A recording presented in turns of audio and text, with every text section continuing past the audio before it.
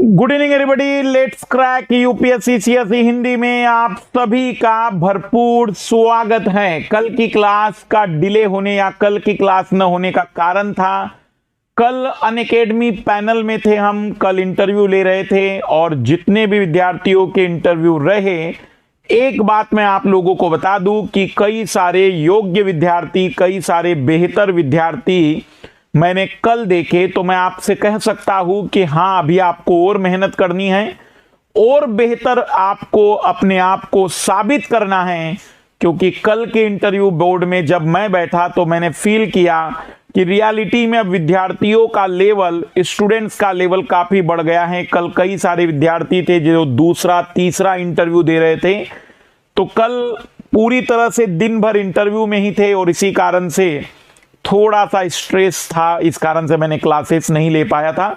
आइए शुरुआत करने जा रहे हैं हम अपने सीसेट कार्यक्रम प्रहार।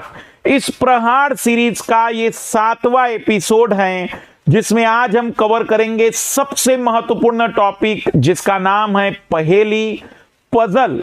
क्योंकि पजल पर सवाल हर साल काफी ज्यादा आते हैं। 2017-18 वो वर्ष रहे जब पजल पर 15-15 प्रश्न तक पूछे गए हैं। पहेली पजल नाम का ये टॉपिक मैंने इसके पहले भी समझाया है, पर अभी अंतिम प्रयास है, एक अंतिम कोशिश है सीसेट का सामना करने की, सीसेट से लड़ने की और सीसेट पर अपनी पकड़ मजबूत करने की। सभी का भरपूर स्वागत है। एग्जाम रस एक्सक्लूसिव चैनल है जिस पर आप देख सकते हैं कदम कदम बढ़ाए जा और आरंभ है प्रचंड जैसी सीरीज। हमारा यह जैसे ही प्रोग्राम कंप्लीट होगा, खास करके जून और जुलाई का करंट अफेयर जैसे ही कंप्लीट होगा, हमारी वापिस कक्षाएं एग्जाम रस पर 7:30 पर हम करेंगे। 7:30 बजे क्लास एग्जाम रस की होगी। 2-3 दिनों के बाद जब हमारा जून और जुलाई का करंट अफेयर कंप्लीट कवर हो जाएगा, तब हम आरंभ है प्रचंड में 2017, 18, 19, 20 के प्रश्न पत्रों को हल कर देंगे और उसके बाद आ जाएंगे फिर मैराथन और 365 करंट अफेयर की कक्षाओं पर। क्योंकि हमें करंट अफेयर जितना पढ़ना था हम कवर कर चुके हैं बेहतर तरीके से। Weekly current affair, monthly current affair ready हो चुका है। अब एक अंतिम प्रयास होगा 365, जिसमें पूरे 365 दिनों का विषय के अनुसार मैराथन करंट अफेयर लेंगे। हमारे साथ आप तैयारी की शुरुआत कर सकते हैं। भारत की सबसे बड़ी एजुकेटर टीम के साथ आप अपनी तैयारी की शुरुआत कर सकते हैं। प्राइस इंक्रीज होने से पहले अभी भी आप सब्सक्रिप्शन ले सकते हैं मिनिमम प्राइस में, जहां पर आपको 1 ईयर, 2 ईयर और 3 ईयर के सब्सक्रिप्शन उपलब्ध कराए जा रहे हैं, जिसमें आपको ऑप्शनल का सब्सक्रिप्शन फ्री ऑफ कॉस्ट दिया जा रहा है। ऑप्शनल के सब्सक्रिप्शन में एक ऑप्शनल के सब्सक्रिप्शन पर आपको कंप्लीट सारे ऑप्शनल के सब्सक्रिप्शन मिलते हैं। जैसे मान लीजिए कि आपने ऑप्शनल का सब्सक्रिप्शन लिया, कुछ दिनों के बाद आपको लगा कि ये ऑप्शनल ठीक नहीं है, तो घबराना नहीं, दूसरे ऑप्शनल के भी टीचर आपके पास अवेलेबल हैं, तो एक बेहतरीन चांस होता है। प्लस और आइकॉनिक सब्सक्रिप्शन में आप MK लाइव रिफर कोड जरूर यूज करते चलिएगा, जहां पर आपको इंस्टेंट 10% डिस्काउंट हमसे जुड़ने का मौका मिलता है। ऑप्शनल सब्सक्रिप्शन में भी आप MK live refer code use करते चलिए। और इस समय जो सबसे बड़ा बेनिफिट है अनअकैडमी सब्सक्रिप्शन में, जो यूनिक फीचर है, वो है रेज हैंड। जैसे आप ऑफलाइन में चलती क्लास में डाउट पूछते थे, वैसे ही ऑनलाइन में भी आप अपने डाउट को पूछ सकते हैं। रेज हैंड का फीचर आ चुका है। कई सारे नए बैच 8 सितंबर से बन चुके हैं और सबसे महत्वपूर्ण सूचना कि 22 अक्टूबर से हम लेकर आ रहे हैं हमारा complete foundation batch. Notes, revision, practice और टेस्ट सिंपल स्ट्रेटजी हैं। आइए शुरुआत करते हैं पहेली पजल की। पहेली परीक्षण और अंग्रेजी में इसे कहते हैं पजल टेस्ट। महत्वपूर्ण सूचना, ये अभी जो प्रश्न मैं आपके सामने रखूंगा ये अभी हाल फिलहाल में टाइप किए हुए हैं हमारी टीम ने। तो यदि कोई भी आंसर निकालते समय कोई दिक्कत आ रही है तो मैं उसे देख लूंगा, चेक कर लूंगा कि कोई प्रश्न टाइपिंग में गलती तो नहीं हुई है। ऐसा मत मानसिकता लाना कि मास्टर को नहीं आ रहा होगा, क्योंकि पजल जैसे टॉपिक को मास्टर 100 बार डुबो कर निकाल चुका है। तो बस एक छोटी सूचना कि अगर कोई टाइपिंग मिस्टेक ABCD अक्षर हम यूज करते हैं तो B की जगह कभी D की जगह कभी B लिख दिया जाता है, तो उसको थोड़ा सा ध्यान रखना। आइए पजल टेस्ट में हम दो तरीके की मेथड उपयोग करते हैं। एक मेथड का नाम है बॉक्स मेथड, ये सबसे सिंपल मेथड होती है।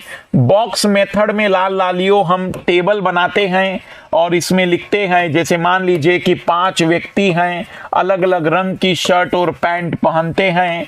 5 व्यक्तियों के नाम ABCDE हैं और रंगों के नाम है लाल, पीला, नीला, हरा, काला। ये मान लीजिए शर्ट के रंग है। फिर हमसे कहा जाता है कि कोई एक व्यक्ति लाल रंग की शर्ट पहनता है, या फिर कहा जाएगा कि D ने नीले रंग की शर्ट नहीं पहनी है। तो ये होती है बॉक्स मेथड। यदि आपको बॉक्स मेथड यूज करनी है तो बस मेरे 3 नियम ध्यान से सुनना। पहला नियम होता है कि बॉक्स मेथड में आप जब भी एक सही का चिन्ह बनाएंगे, सही का चिन्ह बनाएंगे, राइट का साइन बनाएंगे, तो वो 2 ही सिचुएशन में बनता है। या तो परीक्षक ने आपको सकारात्मक जानकारी दी हो, या तो एग्जामिनर आपको पॉजिटिव इंफॉर्मेशन दे रहा है, या फिर परीक्षक ने आपको तो कोई जानकारी नहीं दी थी लेकिन सारे के सारे बक्से गलत के चिन्ह से भर दिए गए हैं। तो ऑब्वियसली अब एक ही जगह बची है जहां राइट का साइन आ सकता है। लाल लालियो टेबल वाली मेथड में सही का चिन्ह केवल 2 ही सिचुएशन में आएगा, या तो वहां राइट का साइन होगा या सारे डिब्बे गलत के चिन्ह से भर दिए गए थे एक को छोड़कर। तो जो एक बच गया है वहां पर यदि कोई साइन आएगा तो वह केवल और केवल राइट का साइन ही हो सकता है। या फिर आपको ऐसे लगे कि इस तरीके से पूरे गलत भर गए हैं तो निश्चित ही यहां पर भी केवल राइट आने की पूरी गारंटी रहेगी। तो राइट का चिन्ह आप अपनी मर्जी से मत बनाइएगा इन 2 सिचुएशन के अलावा। मेरा दूसरा नियम होता है कि जब भी एक सही का चिन्ह बनेगा तो उस पंक्ति के सभी डिब्बे गलत के चिन्ह से भर दिए जाएंगे। सभी डिब्बे गलत के चिन्ह से भर दिए जाएंगे। ये क्या है मतलब सर? इसका मतलब ये होता है कि यदि ई ने नीले रंग का शर्ट पहना है तो ई लाल रंग का, पीले रंग का, हरे रंग का, काले रंग का शर्ट नहीं पहनता है। ये अंडरस्टूड है। यदि सी ने हरे रंग का शर्ट पहना है तो हरे कलर के शर्ट को अब कोई और नहीं पहनेगा। इस तरीके के हमें सावधानियां बरतनी है। तो जब भी एक राइट का साइन कहीं बने तो आपको उस राइट के साइन के वर्टिकली और हॉरिजॉन्टली सब जगह पर क्रॉस के साइन को फिल करना ही है अपनी मर्जी से, क्योंकि ये अंडरस्टूड है कि उसने ये काम कर लिया तो अब वो दूसरा काम नहीं करेगा।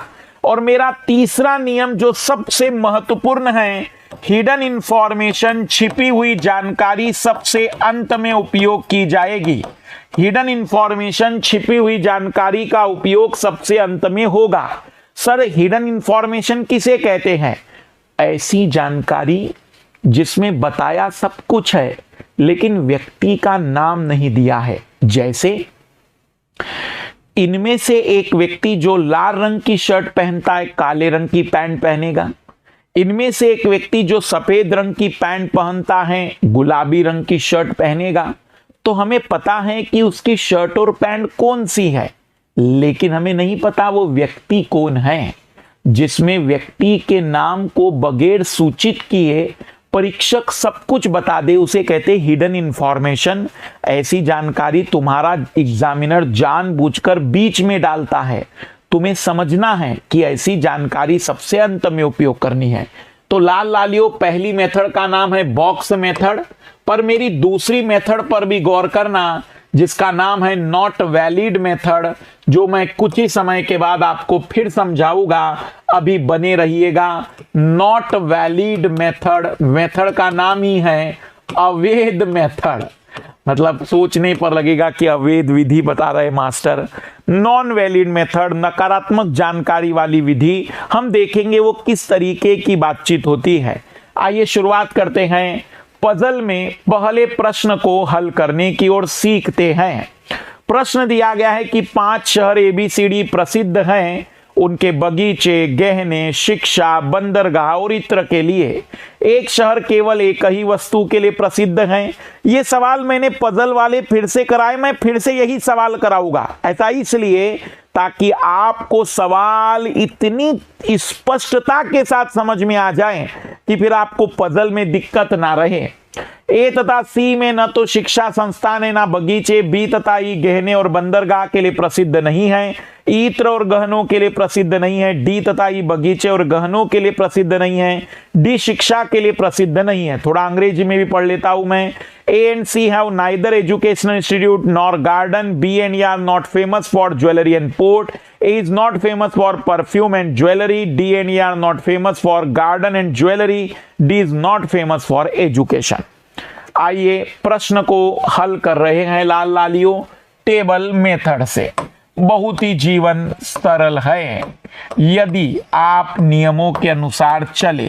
बस इतनी सी जगह जहां भी मिल जाए वहां बना दीजिए कि वह फेमस है बगीचे के लिए, वो फेमस है गहनों के लिए, गार्डन के लिए, ज्वेलरी के लिए, वो फेमस है एजुकेशन के लिए, शिक्षा के लिए, एजुकेशन के लिए, वो फेमस है बंदरगाह के लिए, पोर्ट के लिए, वो फेमस है परफ्यूम के लिए, इत्र के लिए।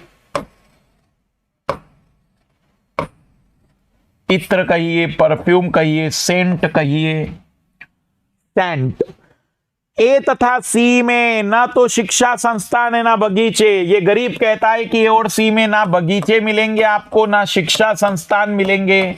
और अगर वहां बगीचे और शिक्षा संस्थान नहीं है तो ऑब्वियसली वो प्रसिद्ध तो नहीं होंगे इसके लिए।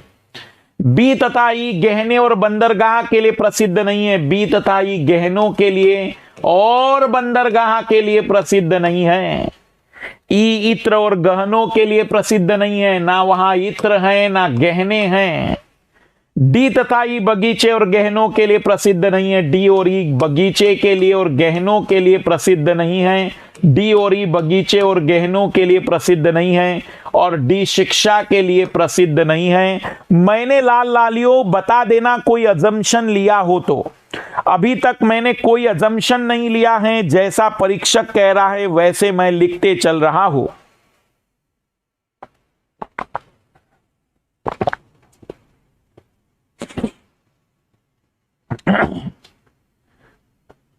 क्या मेरी आवाज आ रही है सभी को? कुछ लोग कह रहे बफरिंग हो रहा है, क्योंकि यहां तो बढ़िया चल रहा है। आत्मनिर्भर कृषि, राजीव कुमार, ममता देवी, रिफ्रेश करिए बेटा, क्योंकि मुझे ऐसा लग रहा है कि सब कुछ क्लियर चल रहा है। तो एक बार जरा तेजी से कमेंट्स करिएगा। बिल्कुल, अब आइए जरा, बहुत ही बढ़िया, बहुत ही बढ़िया। तो इधर गौर करिएगा, इधर गौर करिएगा लाल लालियों, कि अगर मैं आप लोगों से कहूं तो मैंने अभी तक कोई अजम्पशन नहीं लिया है। जितनी जानकारी दी थी बस उतनी जानकारी मैंने भर दी है, और अब मेरे पास कोई जानकारी नहीं है। लेकिन बस इतनी सी जानकारी से मैं उत्तर लेकर आऊंगा मेरे लाल लालियों। जरा गौर करिए इस गरीब ए पर, इस शहर ए पर गौर करिए। वो बगीचे के लिए नहीं फेमस है, वो गहनों के लिए नहीं फेमस, वो शिक्षा के लिए नहीं, वो इत्र के लिए नहीं, और एक शहर तो किसी एक चीज के लिए फेमस था, ये कंफर्म है। तो मेरे लाल लालियों, मेरे लाल लालियों, तय हो गया कि ये जनाब बंदरगाह के लिए प्रसिद्ध होगा। और अगर ये बंदरगाह के लिए प्रसिद्ध हुआ तो किसी और को बंदरगाह में प्रसिद्ध होने नहीं देगा। तो बंदरगाह में ना बी प्रसिद्ध होगा, ना सी प्रसिद्ध होगा, ना डी, ना ई, क्योंकि एक शहर केवल एक ही चीज के लिए प्रसिद्ध है। और जैसे ही मैंने अपने नियम को लगाया, मेरा नया टारगेट बन गया शहर डी। वो गरीब ना बगीचे के लिए, ना गहनों के लिए, ना शिक्षा के लिए, ना बंदरगाह के लिए, तो वह फेमस होगा केवल और केवल इत्र के लिए। वो फेमस होगा केवल और केवल इत्र के लिए। और मेरे लाल लालियों, अगर वो इत्र के लिए प्रसिद्ध हुआ तो किसी और को इत्र के लिए प्रसिद्ध होने नहीं देगा। हम कहेंगे कि निश्चित ही फिर वह प्रसिद्ध हैं ई शिक्षा के लिए, और यदि ई शिक्षा के लिए प्रसिद्ध हैं तो किसी और को प्रसिद्ध होने नहीं देगा। और अंतिम रूप में हमें पता चल गया कि बी बगीचे के लिए और सी गहनों के लिए प्रसिद्ध हैं। हम कहेंगे कि दी गई जानकारी में ई बंदरगाह के लिए, बी गार्डन के लिए, सी जो है वो ज्वेलरी के लिए, डी जो है वह परफ्यूम के लिए, और ई जो है वो एजुकेशन के लिए फेमस होगा। अब परीक्षक को पूछने दो, जो भी वो जानना चाहता है, जो भी वो पूछना चाहता है। परीक्षक आपसे इसके आधार पर 2 सवाल, 3 सवाल, कितने भी सवाल पूछ सकता है। अब आप ट्राई करिए जरा तेजी से। एक प्रश्न मैं दे रहा हूं। ABCD 5 अलग अलग शहरों में रहते हैं। PQRST शहरों के नाम हैं। 5 लोग ABCD ही हैं और 5 शहर PQRST हैं। बी तथा सी शहर क्यू में नहीं रहते। बी तथा ई शहर आर और पी में नहीं रहते। ए तथा सी शहर आर एस टी में नहीं रहते। डी तथा ई शहर क्यू और टी में नहीं रहते। मैं इसका अंग्रेजी वर्जन दे दूं। B and C do not live in city Q, B and E do not live in city R and P, A and C do not live in city R S T, D and E do not live in city Q and T. तो हमारे पास जो table बनाना है, हम 5 लोग A B C D E को लिख देंगे और इधर 5 शहर लिख देंगे।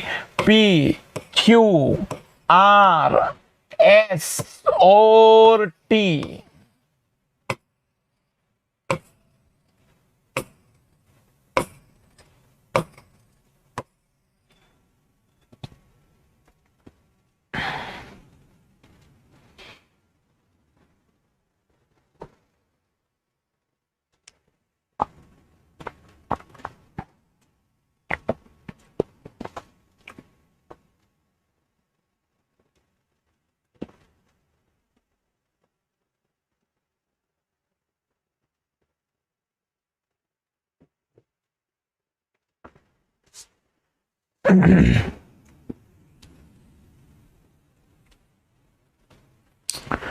बस आपको बताना है कि कौन किसके लिए कौन से शहर में रहता है। रिफ्रेश कर दीजिएगा यदि कोई दिक्कत आए और सभी लाल लाली हल करें। रिश्तों का निर्माण YouTube की दुनिया में कम करा करिए, क्योंकि जितने ज़्यादा रिश्ते YouTube पर करोगे उतना ज़्यादा मेंटेन करना पड़ेगा, और जितना ज़्यादा रिश्तों को मेंटेन करोगे यूपीएससी का मेंटेनेंस बिगड़ जाएगा। तो मेरे लाल लालियों, यूपीएससी को मेंटेन करने की कोशिश करो, क्योंकि रिश्तों का मेंटेनेंस सिलेक्शन के बाद अपने आप बेहतर हो जाता है। तुम्हारे सिलेक्शन के बाद लोग तुम्हें कहेंगे कि वो व्यक्ति मेरे साथ YouTube पर पढ़ता था, भली तुम उसके साथ कभी हाय हेलो नहीं किए थे। इसलिए सिलेक्शन को मेंटेन करो, रिश्तों के मेंटेन करने की जरूरत बिल्कुल पड़ेगी ही नहीं। बी और सी शहर क्यू में नहीं रहते, तो बी और सी शहर क्यू में नहीं रहते हैं। बी और ई शहर आर और पी में नहीं रहते, तो बी और ई जो है वो शहर आर में भी नहीं रहते, शहर पी में भी नहीं रहते हैं। ए और सी आर एस टी में नहीं रहते हैं, तो ए और सी आर में नहीं रहते हैं, एस में नहीं रहते हैं, टी में नहीं रहते हैं। डी और ई शहर क्यू और टी में नहीं रहते हैं, तो डी और ई शहर क्यू में भी नहीं रहते हैं और शहर टी में भी नहीं रहते हैं। तो मेरे लाल लालियों, मेरा पहला टारगेट ई जैसा गरीब आदमी बन गया, और मुझे पता चला कि वो एस में रहेगा, और अगर वो एस में रहेगा तो अब एस में किसी को रहने नहीं देंगे, इनको मना कर देंगे कि तुम एस में नहीं आ सकते हो। नया टारगेट बन गया सी, और सी यदि पी में रहेगा तो किसी और को पी में रहने नहीं देंगे। डी आर में रहेगा, ए क्यू में रहेगा और बी टी में रहेगा, तो पता चल गया कि जनाब ए क्यू में रहता है, जनाब बी टी में रहता है, जनाब सी पी में रहता है, जनाब डी आर में रहता है और जनाब ई एस में रहता है। बहुत ही आसानी से हम बता सकते हैं कि कौन कहाँ रहता है, कौन कहाँ रहता है लाल लालियो। अब थोड़ा सा टिपिकल सवाल देखते हैं, थोड़ा टिपिकल सवाल देखते हैं। अब तीन तीन चीजों के अरेंजमेंट को देखते हैं। यूपीएससी 2012 का प्रश्न है। तीन व्यक्ति ए बी सी, केवल तीन ही लोग हैं ए बी सी, और इनके शर्ट के रंग दिए गए हैं लाल लालियो, इनके शर्ट के रंग दिए गए हैं। शर्ट के रंग हैं काला नीला नारंगी, काला नीला नारंगी। यहां एक ऐसी लाइन बनाना ताकि पता चले कि पैंट के बारे में लिखा है हरा पीला नारंगी, हरा पीला नारंगी। ये पैंट के रंग है लाल लालियो। ट्राई करिए जरा इसे भी। अंग्रेजी में भी मैं दिखा देता हूं, इंग्लिश मीडियम वाले बच्चे फोटो खींच लीजिएगा। इंग्लिश मीडियम का शायद हमारी टीम ने नहीं रखा है, बट ये 2012 का ही 20वें नंबर का प्रश्न है, यूपीएससी में पूछा गया।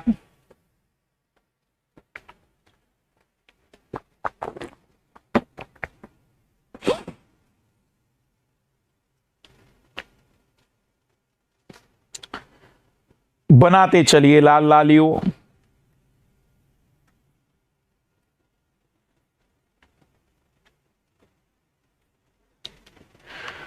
Good evening, good evening. कई सारे लाल लाली लेट आए हैं और यह आखिरी प्रयास है, यह आखिरी प्रहार है सी सेट पर। ये वो टॉपिक है जो सबसे ज्यादा इंपॉर्टेंट है रीजनिंग के। ये वो टॉपिक है जिनसे सवाल की उम्मीद हम बहुत ज्यादा करते हैं।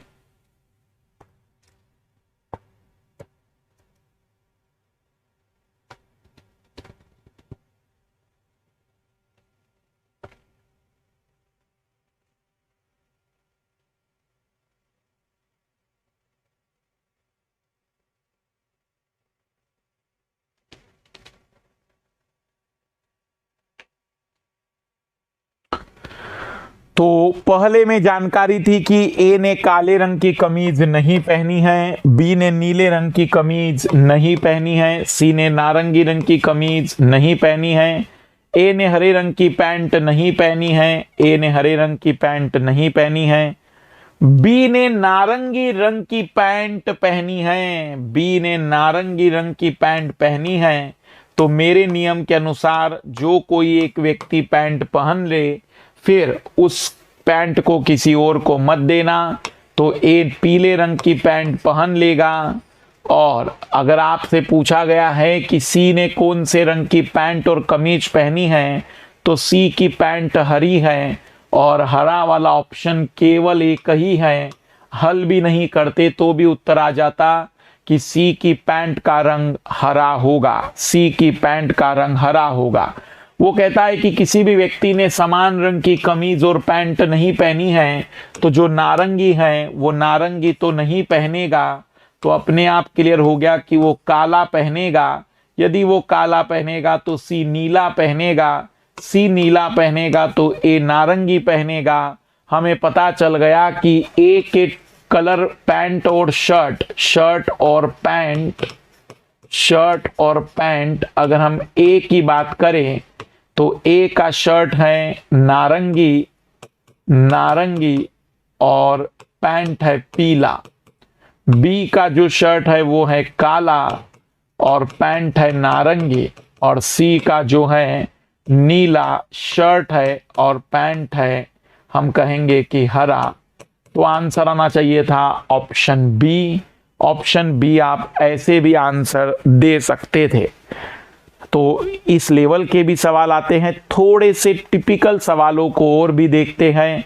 एक बढ़िया सवाल है, चार किशोर मतलब यंग मैन, युवा, 4 युवा राज, सुंदर, तरुण, उदय का विवाह रेखा, सुनीता, तारा और उमा से हुआ है। यह जोड़िया रामपुर, सांची, तिरुपति, रामपुर सांची में, सांची, रामपुर, सांची, तिरुपति और उधमपुर में रहती है। तिरुपति और उधमपुर में रहती है। आदमी के नाम का पहला अक्षर उसकी पत्नी और रहने के स्थान के पहले अक्षर के समान नहीं होगा। सुनीता राज की पत्नी नहीं है। सुंदर न तो रामपुर में रहता है ना उधमपुर में, वह रेखा का पति भी नहीं है। उदय और तारा एक साथ नहीं रहते सांची में। उदय और तारा एक साथ नहीं रहते सांची में। तो लाल लालियो अंग्रेजी में भी देख लीजिए। First letter of main name of his wife and first letter of the place of residence will not be same. Sunita is not Raj's wife. Sundar live neither in Rampur nor in Udhampur and he is not Rekha's husband. Uday and Tara do not live in Sanchi together. ये सांची है, ये सांची है।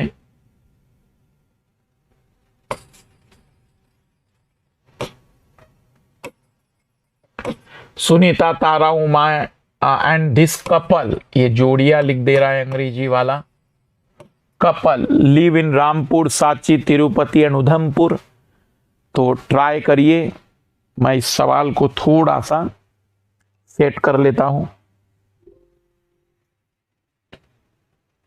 मैं इस सवाल को थोड़ा set कर लेता हूं ताकि मैं वहीं पर हल कर सकूं।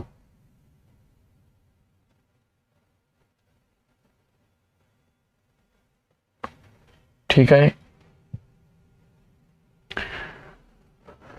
तो इस बार हमें 4 लड़कों के नाम हैं राज,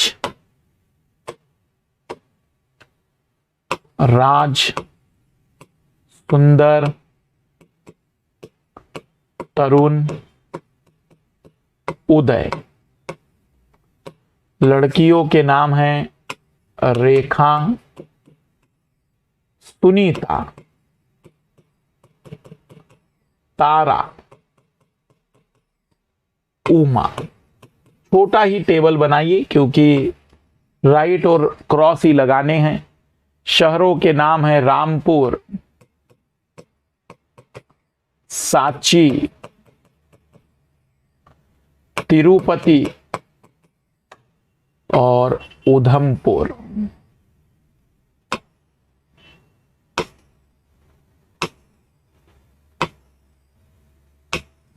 राइट क्रॉस लगाना है। ऐसे सवाल थोड़े ज्यादा इंपॉर्टेंट हैं जिसमें ऐसे बात आती है कि अक्षर समान नहीं होंगे। नहीं, सांची इसलिए, रांची नहीं चल सकता था इसलिए क्योंकि अक्षर सेम हैं। सभी लड़कों के नाम के, लड़कियों के नाम के, शहरों के नाम का पहला अक्षर सब कुछ सेम है, इसलिए रांची नहीं चल सकता है। वहां सांची या एस का कोई भी नाम का शहर चल जाएगा। सांची, सूरत, सूरजगढ़, तो एस पे से कुछ भी चल जाता।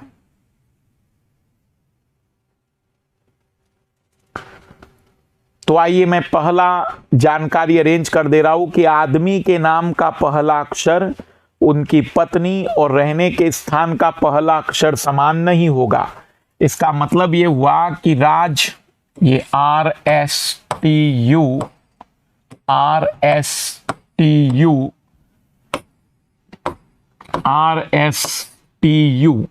तो R और R सेम नहीं हो सकते। मतलब राज का विवाह रेखा से नहीं होगा, सुंदर का विवाह सुनीता से नहीं होगा, तरुण का विवाह तारा से नहीं होगा, उदय का विवाह उमा से नहीं होगा। और इसी क्रम में मेरे लाल लालियों, राज रामपुर में नहीं रह सकता है, सुंदर सांची में नहीं रह सकता है, तरुण तिरुपति में नहीं रह सकता है और उदय उधमपुर में नहीं रह सकता है, क्योंकि आदमी के नाम का पहला अक्षर उसकी पत्नी और रहने के स्थान का पहला अक्षर समान नहीं होगा।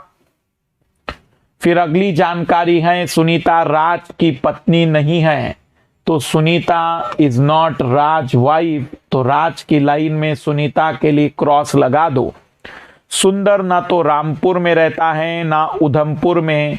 सुंदर live neither in Rampur not in Udhampur and is not Rekha husband, और वो रेखा का पति भी नहीं है। तो हमने इतनी जगह क्रॉस लगा दिया। अभी क्रॉस लगा लेते हैं पहले।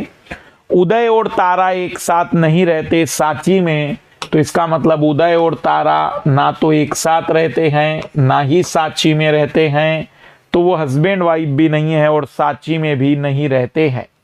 तो लाल लालियो जानकारी हो गई खत्म। अब गौर करिए कि तुम कहीं राइट का निशान लगाने की योग्यता विकसित कर पाए हो।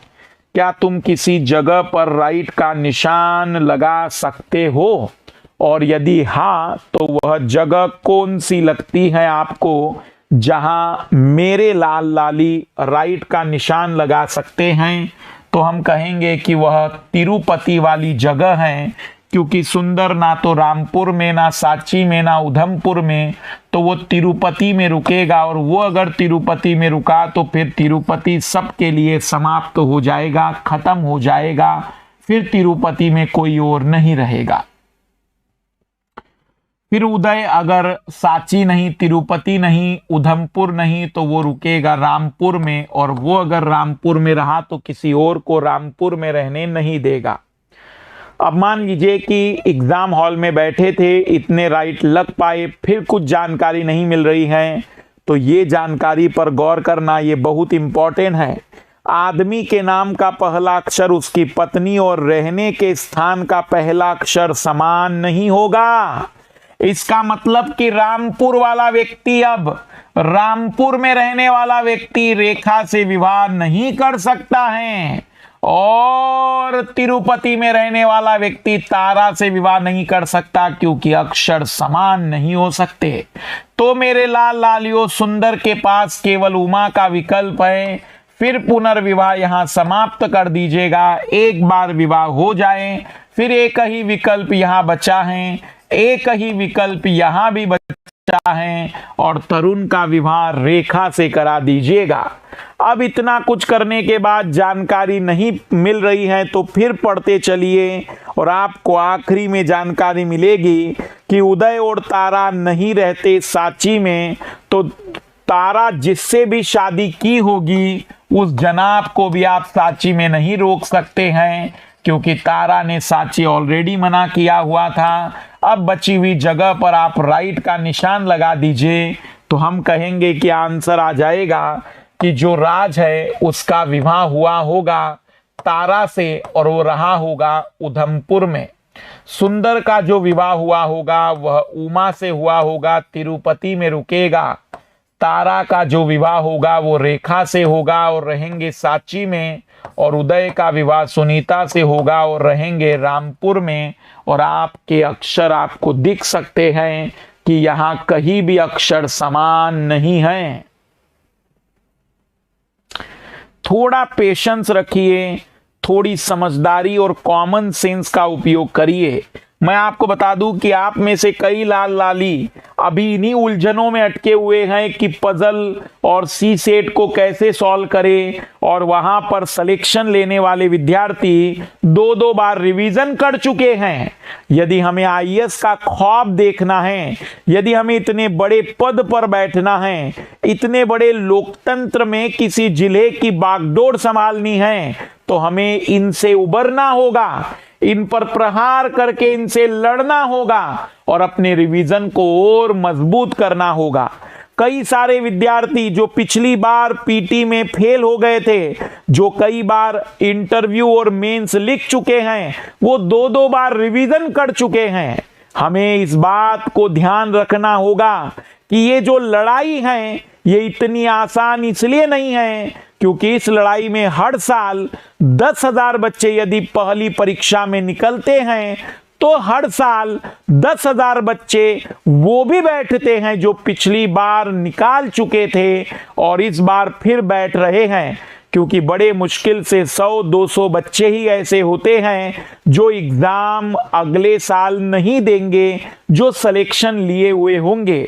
कुछ तो इसलिए नहीं देंगे क्योंकि आईएएस और आईएफएस मिलने के बाद आप एग्जाम नहीं दे सकते और कुछ का रिटायरमेंट हो जाता होगा।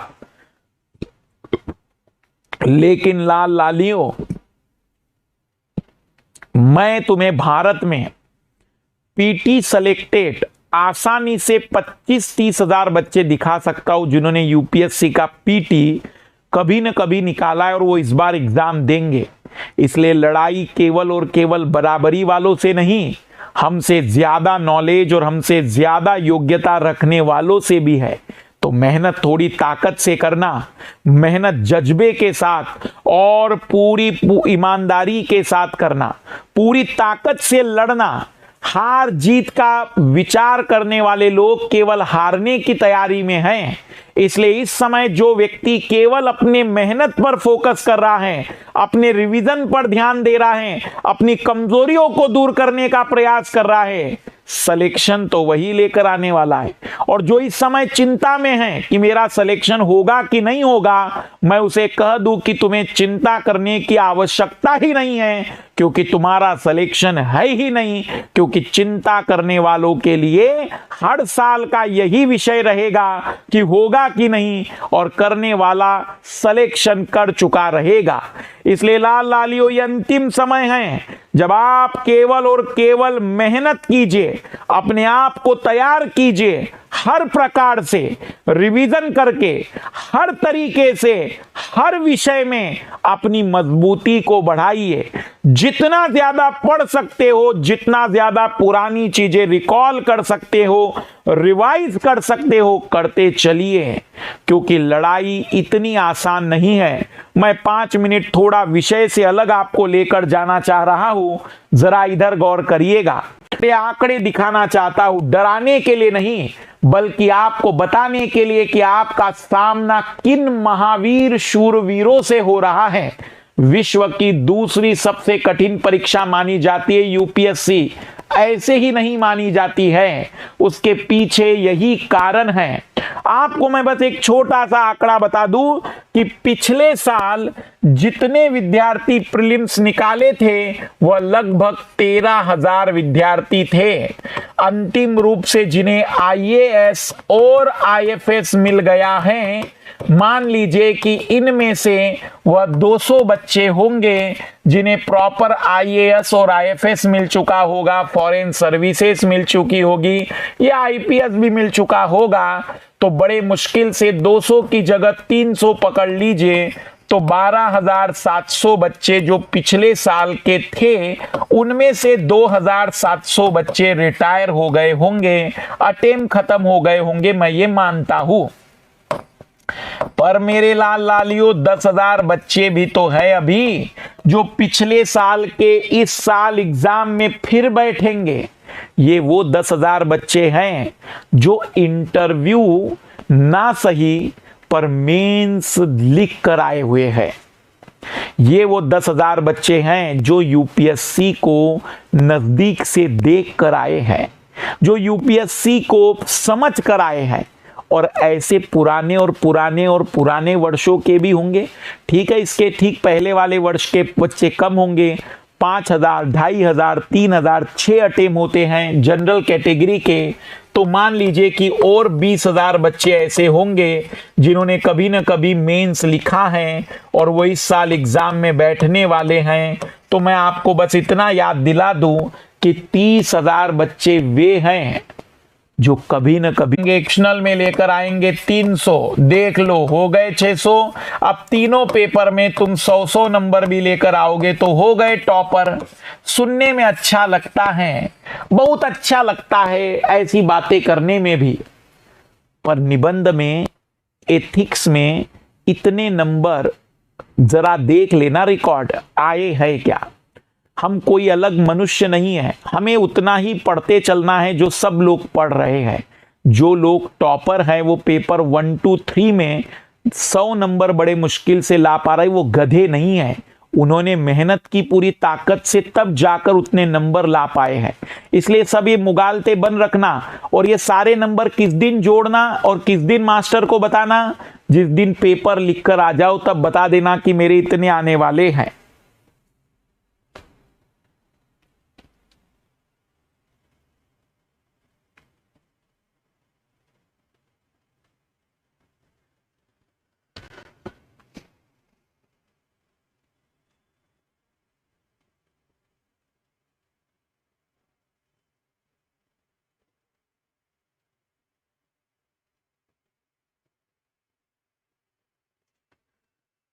तो रिवीजन करते चलिएगा, रिफ्रेश कर दीजिएगा, रिफ्रेश कर दीजिएगा,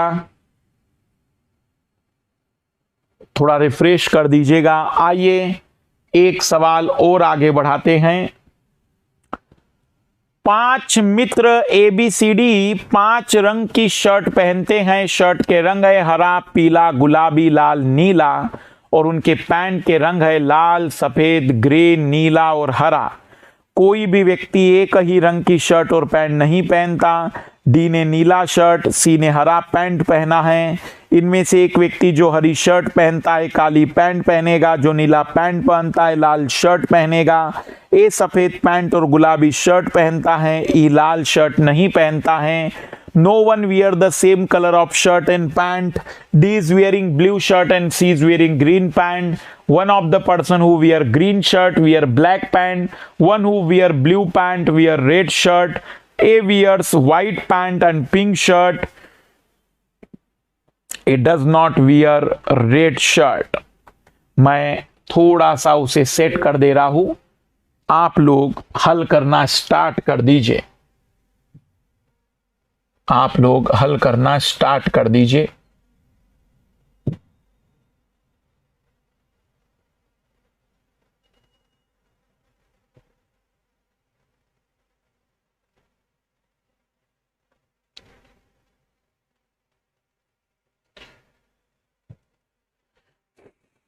ई लाल शर्ट नहीं पहनता है, ई लाल शर्ट नहीं पहनता है। अंतिम लिखा हुआ है ई लाल शर्ट नहीं पहनता है। मैं थोड़ा सा फिर सेट कर देता हूं।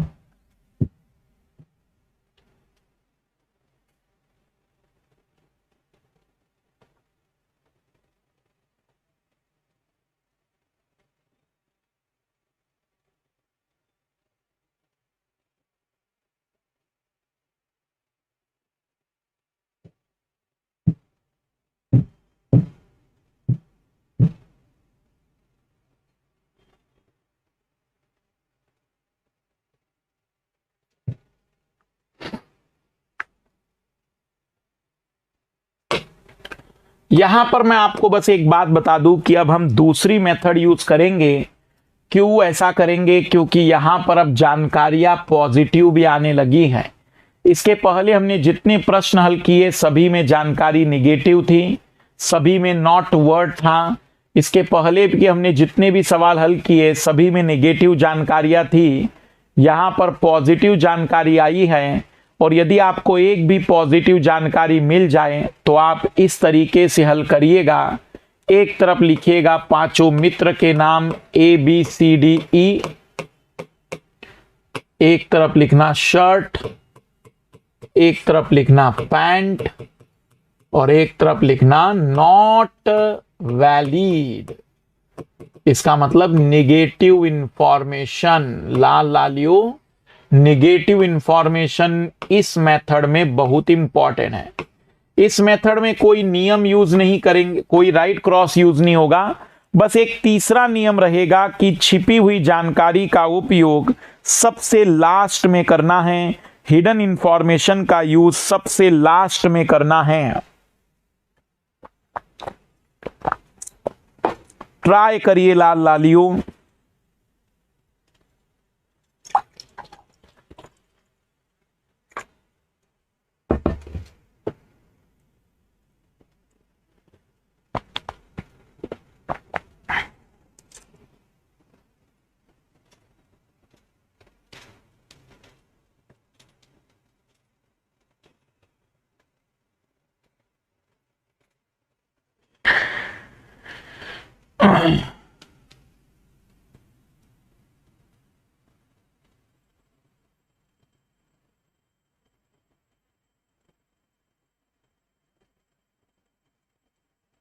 बिल्कुल बिल्कुल, दिल्ली वाली बात, पीटी सिलेक्शन के बाद वो सारी बातें सही हैं, सारी बातें सही हैं। आप पीटी के सिलेक्शन पर फोकस करिए, बाकी तो हम आपकी मदद कर देंगे।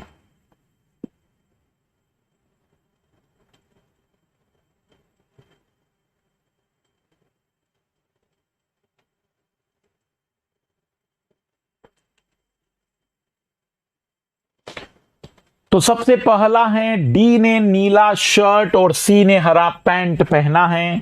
तो डी ने नीला शर्ट और सी ने हरा पैंट पहना है। ये दूसरी मेथड है लाल लालियो। दूसरी मेथड कहां यूज करेंगे? जहां एक भी पॉजिटिव इंफॉर्मेशन हो वहां आप दूसरी मेथड से भी प्रश्न का आंसर निकाल सकते हैं। तो पहली जानकारी कंप्लीट हो गई है। अगले पर आइए। इनमें से एक व्यक्ति जो हरा शर्ट पहनता है काली पैंट पहनेगा। हरा शर्ट और काला पैंट, ये कॉम्बिनेशन है। जो नीला पैंट पहनता है लाल शर्ट पहनेगा। लाल शर्ट और नीला पैंट। हमें नहीं पता कि ये लोग कौन है, लेकिन ये दो कॉम्बिनेशन हमें पता है। ए सफेद पैंट और गुलाबी शर्ट, तो एक ही शर्ट गुलाबी और पैंट सफेद है। और आखिरी जानकारी है लाल लालियो, ई लाल शर्ट नहीं पहनता, तो हम इसे लिखेंगे कि लाल शर्ट यहां पर मना किया गया है। बस अब हमारे पास इतनी ही जानकारी है। आइए देखते हैं कि आंसर कैसे निकाला जाएगा, किस तरीके से हम आंसर को फाइंड आउट करेंगे। मुझे बस आप लोग इतना बताना, सभी लाल लाली जरा गौर से देखते चलिएगा और मुझे बताइएगा। एक सिंपल सी बात आप मुझे बताइएगा, एक सिंपल सी बात आप मुझे बताइएगा, क्या ये जो कॉम्बिनेशन है, ये जो कॉम्बिनेशन है, ये कॉम्बिनेशन ए का हो सकता है क्या? ये कॉम्बिनेशन ए का हो सकता है क्या?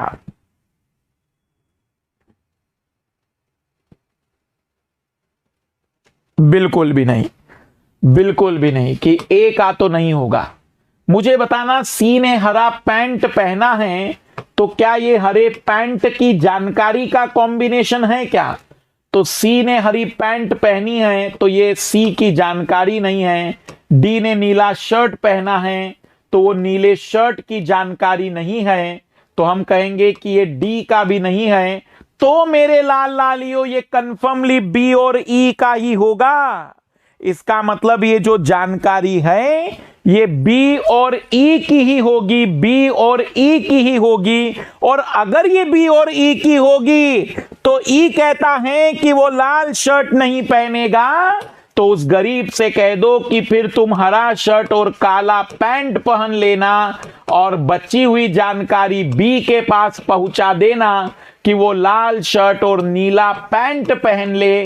5 शर्ट में अब एक ही शर्ट बचा है। आप देख सकते हैं गुलाबी लाल नीला हरा भर गए हैं, गुलाबी लाल नीला हरा भर गए हैं।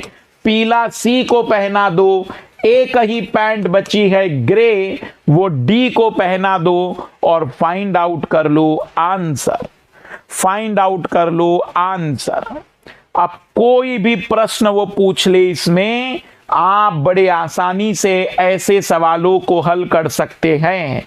ये रियल सवाल है जो यूपीएससी के लेवल के हम कहेंगे, इसके पहले के बेसिक लेवल के सवाल हैं। अगला सवाल आपको ट्राई करना है, अगला सवाल आपको हल करना है।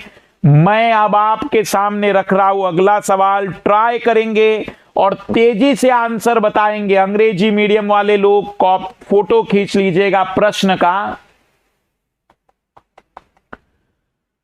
अगला प्रश्न आपके लिए मैं दे रहा हूं। Paul Mushtaq Aryan Varun study in 4 different cities. Paul Mushtaq Aryan Varun 4 अलग अलग शहरों में पढ़ते हैं, हर्षनगर, राजनगर, नया नगर, जनक नगर। वे विज्ञान, कला, वाणिज्य और अभियांत्रिकी महाविद्यालय में पढ़ते हैं, जो 4 अलग अलग राज्य उत्तराखंड, पश्चिम बंगाल, तमिलनाडु और महाराष्ट्र में है। तो मैं आपके सामने टेबल बना देता हूं कि आपको टेबल ऐसे बनाना है। मैं थोड़ा सा इस प्रश्न को सेट कर दूं।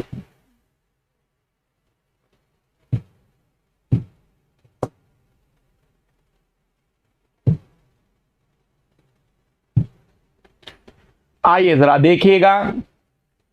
आपको बनाना चाहिए था प्रश्न को इस तरीके से। अंग्रेजी मीडियम वाले लोग एक बार फोटो खींच लीजिए ताकि हल करना स्टार्ट कर सके आप, और इसी मेथड से करिएगा जो अभी मैंने सिखाई है। तो एक तरफ आप लिखेंगे पॉल, मुश्ताक, आर्यन और वरुण। एक तरफ लिखेंगे उनके शहर, फिर लिखेंगे उनके राज्य, फिर लिखेंगे उनके कॉलेज, और एक तरफ लिखेंगे नेगेटिव, नकारात्मक। वैसे तो कोई नकारात्मक नहीं है, फिर भी आदत बनाए रखिए और सॉल्व करने की कोशिश करिए। एक बढ़िया सवाल है जो आपको हल करते आना चाहिए।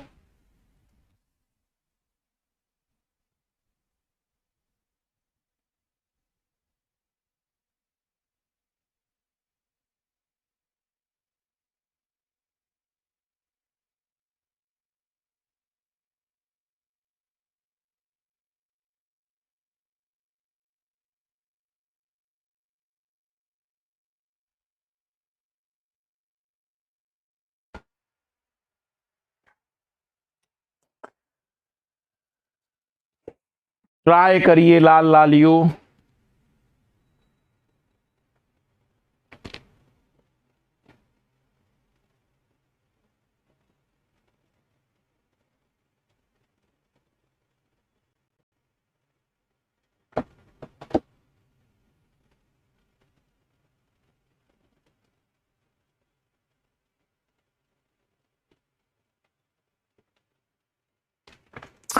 तो सबसे पहली बात अगर हम देखेंगे तो वरुण तमिलनाडु में पड़ता है, तो वरुण का तमिलनाडु राज्य लिख दीजिए। तमिलनाडु में पड़ता है, वरुण तमिलनाडु में पड़ता है। कला महाविद्यालय, कला महाविद्यालय जो है वो राजनगर में है और वो पश्चिम बंगाल में है। लेकिन ये जानकारी किसकी है, ये जानकारी किस व्यक्ति की है, ये स्पष्ट नहीं है। जाने दीजिए, इसे बाद में देखेंगे। पॉल वाणिज्य महाविद्यालय में पढ़ता है। पॉल जो जनाब है वो वाणिज्य में पढ़ता है। पॉल जो है वो कॉलेज उसका वाणिज्य है। मुश्ताक नया नगर में पढ़ता है। मुश्ताक नया नगर में पढ़ता है। और एक आखिरी जानकारी जो नीचे की ओर दब रही है मैं ऊपर लिख देता हूं। विज्ञान महाविद्यालय, विज्ञान महाविद्यालय महाराष्ट्र में है। विज्ञान महाविद्यालय महाराष्ट्र में। नीचे जानकारी एक दब गई है। विज्ञान महाविद्यालय महाराष्ट्र में। अभी नहीं पता हमें कि वो जानकारी किसकी होगी, तो हमें बस इतनी ही जानकारी है कि वरुण तमिलनाडु में पढ़ता है। कला महाविद्यालय राजनगर में है जो पश्चिम बंगाल में आएगा। पॉल वाणिज्य महाविद्यालय में पढ़ता है। पॉल जो है वो वाणिज्य में पढ़ता है और मुश्ताक नया नगर में। लाल लालियो जरा एक बात पर गौर करना, क्या ये जानकारी कला राजनगर पश्चिम बंगाल ये पॉल की हो सकती है क्या? नहीं हो सकती, क्योंकि पॉल का कॉलेज तो वाणिज्य है और ये कला कॉलेज की जानकारी है। मुश्ताक नया नगर में पढ़ता है जबकि ये जानकारी राजनगर की है, और वरुण तमिलनाडु में पढ़ता है जबकि ये जानकारी पश्चिम बंगाल की है। तो मेरे लाल लालियों कंफर्म लिए जानकारी राजनगर, और राज्य आएगा पश्चिम बंगाल, और कॉलेज आएगा कला आर्यन के लिए। फिर एक जानकारी है विज्ञान महाविद्यालय महाराष्ट्र में है, तो विज्ञान और महाराष्ट्र, तमिलनाडु यहां पर विज्ञान आएगा नहीं, यहां पर महाराष्ट्र आएगा नहीं, तो फिर हम कहेंगे कि यहीं पर महाराष्ट्र आएगा और यहीं पर विज्ञान आएगा, यहीं पर विज्ञान आएगा। एक ही राज्य बचा है उत्तराखंड, एक ही राज्य बचा उत्तराखंड। एक ही कॉलेज बचा है इंजीनियरिंग अभियांत्रिकी। पर हर्षनगर और जनकनगर में कोई क्लैरिटी नहीं है, तो हम या तो हर्षनगर या जनकनगर के रूप में आंसर बना देंगे। यूपीएससी ने इस पर 6 प्रश्न पूछे थे। यूपीएससी ने इस पर 6 प्रश्न पूछे थे लाल लालियो, 6 प्रश्न इसमें पूछे गए थे। ये देखना, आखिरी की जानकारी ये थी। Science college is located in Maharashtra, अंग्रेजी मीडियम में दिख रही थी। मुश्ताक नया नगर में पढ़ता है, मुश्ताक स्टडी इन नया नगर। इंग्लिश मीडियम में दिख रही थी science college in located in Maharashtra.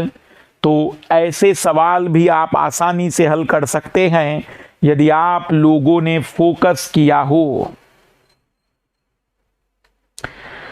कुछ नहीं अफरोज, बहुत सिंपल सवाल है, ये बहुत ही सिंपल सवाल है।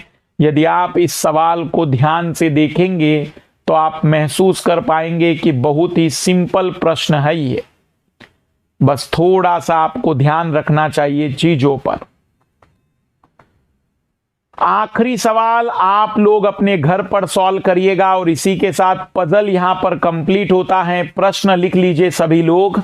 एक संस्थान ने अपना खेल सप्ताह 19 महीने की 19 से 26 तारीख को बनाने की, महीने की 19 से 26 तारीख को खेलने की योजना बनाई है। 6 खेल खेले जाएंगे, cricket, badminton, table tennis, kho kho, hockey, football. Hockey अंतिम दिन नहीं खेला जाएगा, टेबल टेनिस क्रिकेट से ठीक पहले खेला जाएगा। फुटबॉल ना बुधवार को ना शनिवार को खेला जाएगा, गुरुवार रविवार को कोई खेल नहीं होगा। खो खो सोमवार को होगा, क्रिकेट फुटबॉल में 2 दिनों का गैप होगा और 19 तारीख को बुधवार है। तो यदि 19 तारीख को बुधवार है तो 20 को गुरुवार होगा।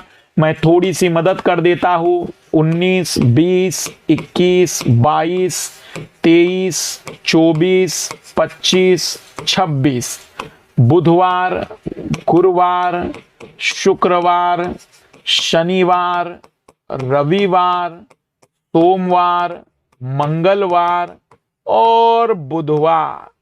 यहां रख दीजिएगा खेल और यहां रख दीजिएगा नकारात्मक जानकारी और आप इसे हल करिएगा। तो अब बस इसमें हम 1 या 2 टॉपिक और करेंगे। कथन और निष्कर्ष वाले पर सवाल बहुत आते हैं, कई बार स्टेटमेंट और कंक्लूजन पर। और एक आध टॉपिक अगर आपको लगता हो कि सर ये टॉपिक करा दीजिए, तो कोई एक आध टॉपिक आप मुझे बता दीजिएगा।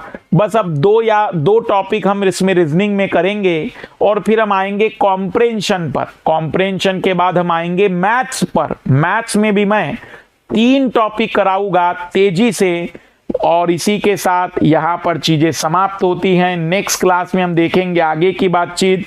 रिवीजन करते चलिएगा, पढ़ते चलिएगा। इंग्लिश मीडियम वाले फोटो खींच लीजिएगा, इंग्लिश मीडियम वाले विद्यार्थी फोटो खींच लीजिएगा। 19 से लेकर 26 महीने की 19 से लेकर 26 को मनाने की योजना है, तो इसे आप हल करिएगा। नेक्स्ट क्लास में हम देखेंगे इसके आगे की बातचीत। बाय।